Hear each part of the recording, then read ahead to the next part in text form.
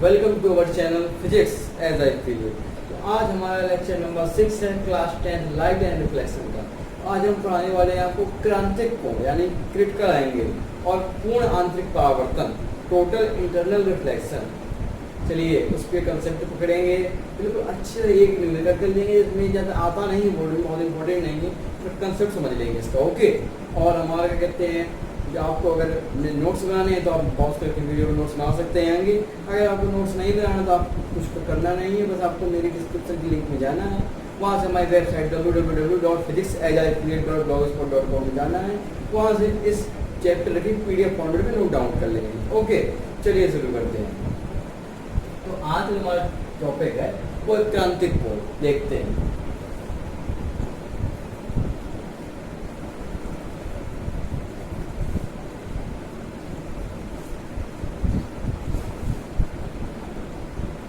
क्रांतिक कोण का मतलब होता है चरम सीमा, यानी कि मतलब एक लिमिट होती है, उस प्रकार का होता है क्रांतिक कोण। ठीक है, क्या करते हैं, चलिए आते हैं।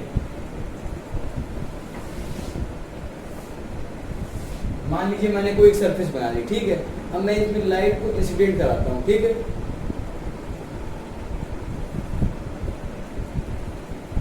इस प्रकार मैंने लाइट को इंसिडेंट कराया, नीचे से ऊपर से भी करा सकते हैं आप, कोई दिक्कत नहीं है, पर एनसीईआरटी में इस प्रकार दिया, मैं इस प्रकार से बता रहा हूँ, बाकी ऊपर से भी आप करा सकते हैं। तो हमने इस प्रकार इंसिडेंट कराया, क्या करेंगे, नॉर्मल खींचेंगे।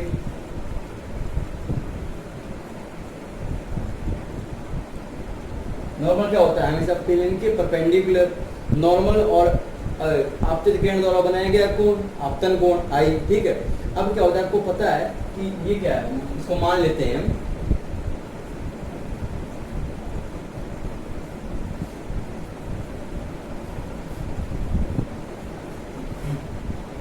ये सघन माध्यम नीचे वाला, तो वाला माध्यम विरल है, यानी कि सघन से विरल में जा रही है। तो सघन से विरल में जाती है, यानी कि डेंसर से रेयर में जाती है, तो क्या होती है, नॉर्मल से हट जाती है, यानी कि अवे फ्रॉम नॉर्मल।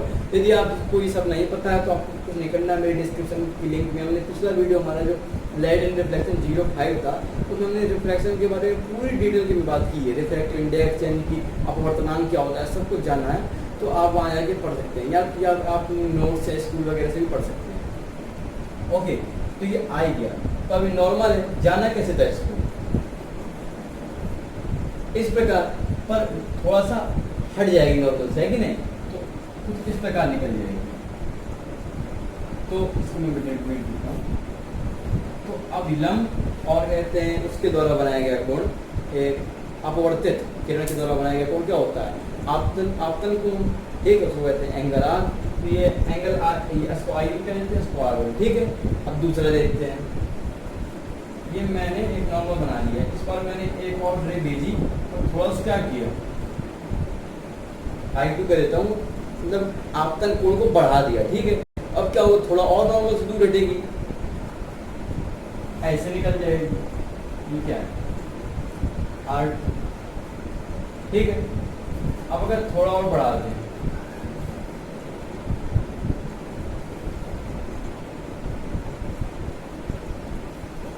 इस प्रकार कर दें, तब क्या होगा, मतलब मैंने थोड़ा सा और आपका कोण बढ़ा दिया, तब क्या होगा, जब ये तब जो अपवर्तित किरण होगी वो अभिलंब काल बनाएगी 90 अंश कोण, यानी कि पूरी इस प्रकार निकल जाएगी।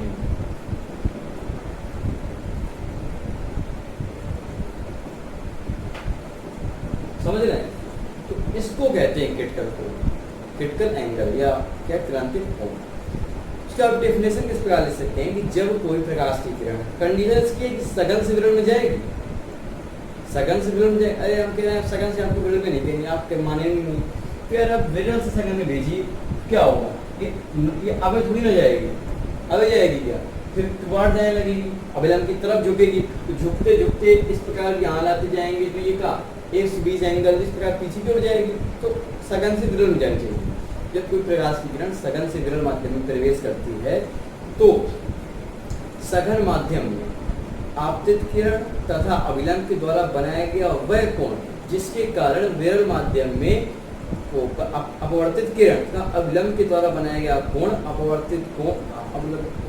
अपवर्तित कोण 90 अंश यानी कि समकोण हो जाए, उस सघन माध्यम के आपतन कोण को हम क्या कहते हैं, क्रांतिक कोण। यानी कि जो ये I3 है, यही क्रांतिक कोण है, इसको हम सी से प्रदर्शित करते हैं। सी का मतलब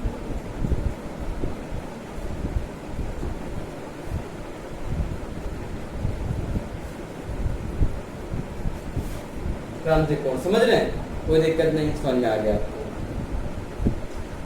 तो अब देखिए कि एक जैसे आपको समझ में आ गया, इसको हम लोग एक बहुत फेमस इंग्लिश में वर्ड होता है, जब ये 90 अंश रहता है उसको कहते हैं ग्रेजिंग इमर्जिंग। ग्रेजिंग इमर्जिंग यानी कि मतलब ग्रेज कर गया और काट दिया, तो 90 अंश में चला गया, ठीक है। तो ये क्रांतिक कोण का छोटा सा कंसेप्ट था। अब देखते हैं जो अगला टॉपिक हमारा क्या, एक कहते हैं पूर्ण आंतरिक परावर्तन, टोटल इंटरनल रिफ्लेक्शन। वो अच्छा टॉपिक है, इस मतलब ये तो बोर्ड में वगैरह आते नहीं थे, ठीक है, इसको भी हम थोड़ा देख लेते हैं।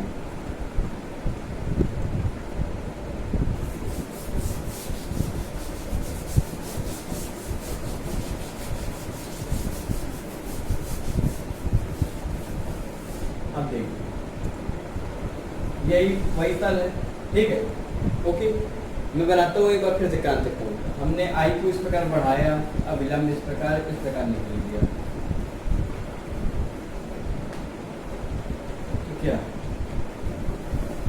I इज इक्वल टू सी, मतलब हमने इतना बढ़ा दिया आपतन कोण को कि अपवर्तन कोण कितना हो गया 90 अंश, वही हमारा क्या है क्रांतिक कोण। तो अब देखते हैं पूर्णांतरिक परावर्तन, तो ये वही माध्यम है सघन से विरुद्ध, ठीक है, कंडीशन लिख दूंगा।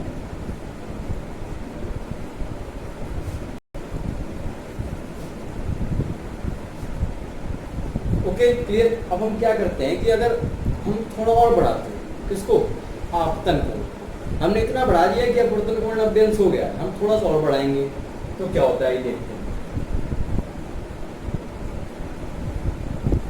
सरफेस के परपेंडिकुलर खींचा हमने नॉर्मल, और हमने थोड़ा और बढ़ा दिया आई को, तब पता है क्या होगा, यहाँ तक पहुंच गया था, यहाँ से घूमते घूमते यहाँ तक आया, रिफ्लेक्ट कर जाएगा, रिफ्लेक्ट सोचा कभी आपने, रिफ्लेक्ट, इसको कहते हैं एंगल आर, यही घटना है TIR यानी कि टोटल इंटरनल रिफ्लेक्शन या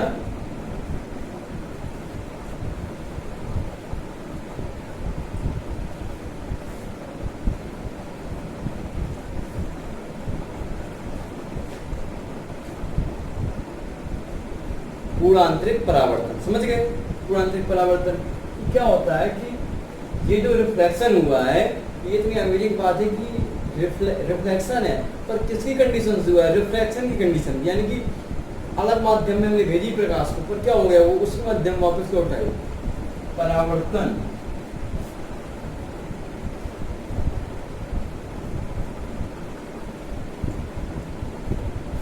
शुरू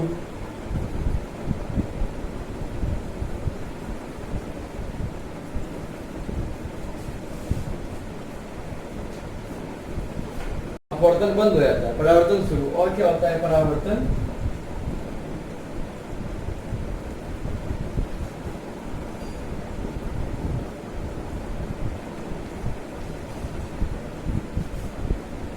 without mirror, what a see, without mirror हो रहा है, कंडीशन बढ़िया। सिर्फ इसकी एक कंडीशन है कि जो माध्यम होना चाहिए जिससे प्रकाश की किरण जा रही है वो सघन हो, और दूसरा माध्यम क्या हो, विरल। सिर्फ इतनी मतलब इसकी पूर्णांतरिक परावर्तन की कंडीशन है, ठीक है। तो इतना ही इसमें था, और इसमें कुछ खास है नहीं, ठीक है। तो अब हम देख लेते हैं वो है क्रांतिक कोण हमारा। तो क्रांतिक कोण के लिए कहते हैं डेरिवेशन, मतलब उसका फॉर्मूला क्या है, अगर हमसे दिक्कत दिया जाए निकालने के लिए निकाल पाएंगे, उसका डेरिवेशन है, चलिए उसको देख लेते हैं, ठीक है। इसका मैं मेट देता हूँ, नोट करना आप लोग कर सकते हैं, मैं मेट रहा हूँ 1 2 3।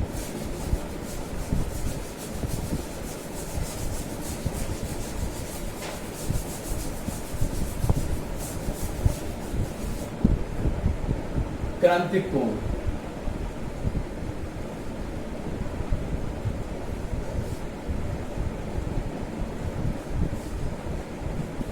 इसका जो सूत्र होता है, आपके जो सिलेबस है उसमें डायरेक्ट सूत्र दिया हुआ है, इसमें कोई प्रूफ नहीं है, ठीक है।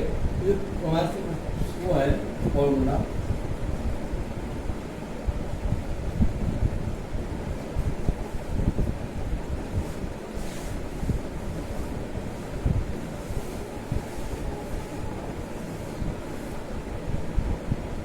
दिक्कत है कोई? क्या दिक्कत है? साइन सी यानी कि क्या है? सी क्या है? कोण हमारा क्या अंतर कोण निकालना होगा हमको। म्यू वन, म्यू या एन वाले सकते हैं अपवर्तनांक के माध्यम में।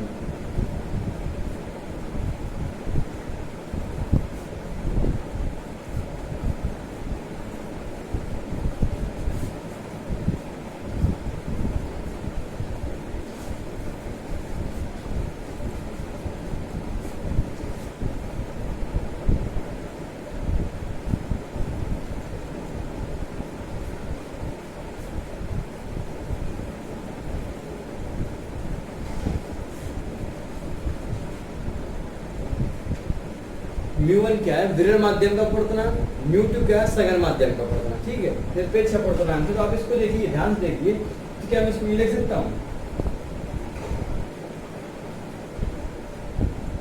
यानी कि refractive index of first medium with respect to 2, इस प्रकार लिख सकते हैं हम। ठीक है, तो मैं इसको बैठ रहा हूँ, तो मतलब इस प्रकार से आप समझ सकते हैं कि म्यू वन क्या है, उसका विरल माध्यम का, यानी कि म्यू वन छोटा होगा म्यू टू से। इसका मतलब क्या है? अगर म्यू वन छोटा होगा म्यू टू से, ठीक है, म्यू वन छोटा है म्यू टू बड़ा है, तो हमेशा क्या आएगा, जो इसका मान आएगा लेस देन 1 आएगा ना।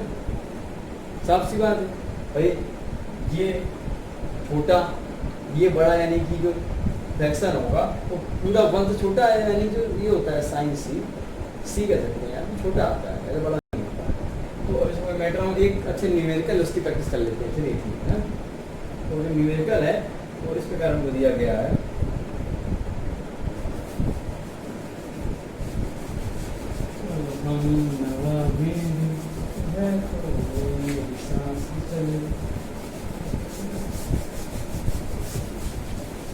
जो हमको वो दिया है एक न्यूमेरिकल, तो इस प्रकार है, हमको क्या दिया है कि जो वो है वायु का एक प्रकार वायु से जल में जा रही है। ठीक है, तो वायु का जो वो दिया है म्यू ऑफ एयर, पता है सबको 1 होता है, नहीं पता तो आज याद कर लीजिए।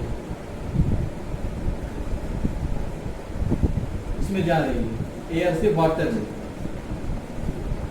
1.33 दिया है। ठीक है, जल इसका भी दिया वाटर का, और एक और चीज दी है हमको,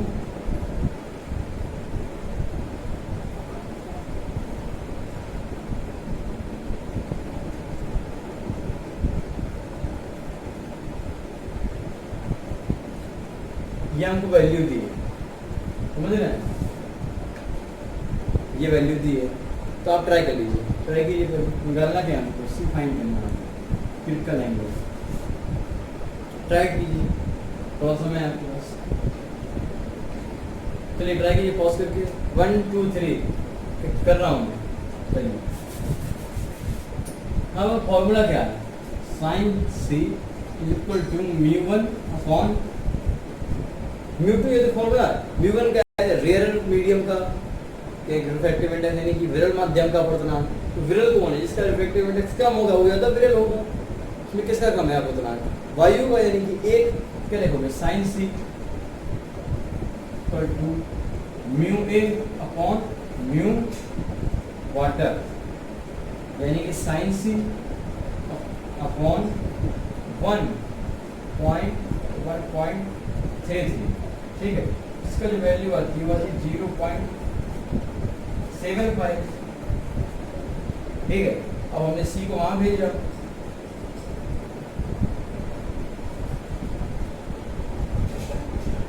ठीक है, ये क्या है, इसकी वैल्यू क्या है, ये सी हमारा आ जाएगा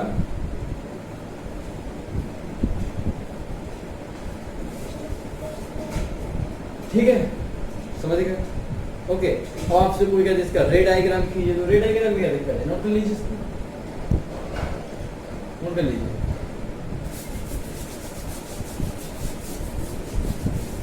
आपसे कहें देखो इसका किरण आरेख खींचिए, तो कुछ कोई भी दिक्कत नहीं है, उस पर क्या बनाइए, किरण लाइए, लंबवत खींचिए,